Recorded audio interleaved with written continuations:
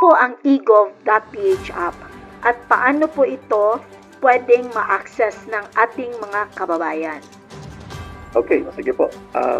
Ang egov.ph app po ay isang platform or digital platform na ginawa po ng ating Department of Information and Communications Technology, of course, upon the instruction of the President, to make sure that yung ating pong bansa ay magkaroon ng modernization pagdating sa delivery po ng mga public services sa ating mga mamamayan, no?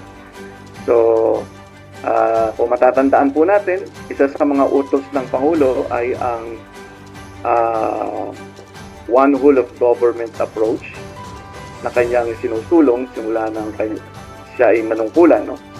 Sa pamamagitan po ng digital technology, magagawa po natin ang one whole of government approach kasi ito po ay magbubunga ng interoperability o yung pong pagkakasama-sama ng mga ahensya ng gobyerno sa isang platform na magagamit natin sa pamamagitan ng ating cellphone.